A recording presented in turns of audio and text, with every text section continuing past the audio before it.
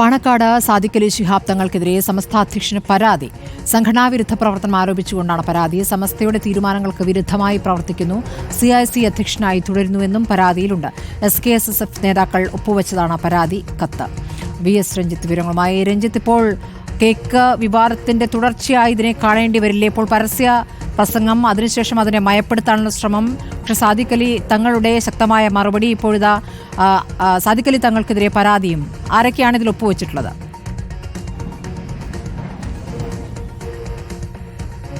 സ്മൃതി, ഈ സമസ്തയ്ക്കുള്ളിലുള്ള തർക്കത്തിന്റെ പ്രധാനപ്പെട്ട കാരണം പാണക്കാട് സാദിഖ് അലി ശിഹാബ് തങ്ങളാണെന്നുള്ളത് നേരത്തെ തന്നെ വ്യക്തമായതാണ്. സാദിഖ് അലി ശിഹാബ് തങ്ങൾക്കെതിരെ സമസ്തയിലെ ലീഗ് വിരുദ്ധരായ ആളുകൾ നിരന്തരമായി ഉന്നയിക്കുന്ന പരാതികൾ വെച്ചുകൊണ്ടുള്ള ഒരു കത്താണ് ഇപ്പോൾ അയച്ചിട്ടുള്ളത്.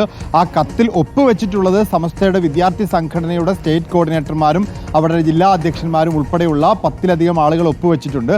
പക്ഷേ ആ കത്തിൽ മുതിർന്ന നേതാക്കന്മാർ ഒപ്പുവെച്ചിട്ടില്ല എങ്കിൽ കൂടി മുതിർന്ന സമസ്തയിലെ നേതാക്കന്മാർ, അതായത് ലീഗ് വിരുദ്ധരായിട്ടുള്ള ഉമർ ഫൈസി മുക്കവും ഹമീദ് ഫൈസി അമ്പലക്കടവും ഉൾപ്പെടെയുള്ള നേതാക്കന്മാർ നിരന്തരമായി ഉന്നയിച്ചുകൊണ്ടിരിക്കുന്ന പരാതികളാണ് ഈ കത്തിൽ പറഞ്ഞിട്ടുള്ളത്. അതിലേറ്റവും പ്രധാനപ്പെട്ടത് സമസ്തയുടെ തീരുമാനങ്ങൾക്ക് വിരുദ്ധമായി സാദിഖ് അലി ശിഹാബ് തങ്ങൾ പ്രവർത്തിക്കുന്നു.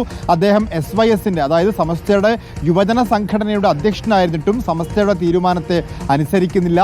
CICയുടെ അധ്യക്ഷ സ്ഥാനത്ത് സമസ്ത തീരുമാനത്തിന് വിരുദ്ധമായി തുടരുന്നു. ഖാളി സ്ഥാനം ഏറ്റെടുത്ത് സമസ്തയുടെ മഹല്ലുകളുടെ അധ്യക്ഷന്മാരെ പോലും കൂട്ടുപിടിച്ചുകൊണ്ട് സമസ്തയ്ക്ക് സമാന്തരമായിട്ടുള്ള മഹല്ല് സംവിധാനം ഉണ്ടാക്കുന്നു.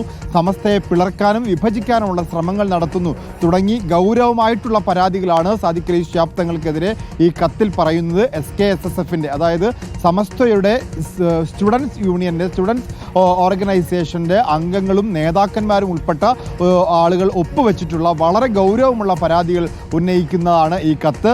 സ്വാഭാവികമായിട്ടും ഈ കത്തിൽ ഒപ്പുവെച്ചിട്ടില്ലാത്ത സമസ്തയിലെ ലീഗ് വിരുദ്ധർക്കും ഇതിൽ പങ്കുണ്ട് എന്നുള്ള കാര്യം 100% ഉറപ്പാണ്.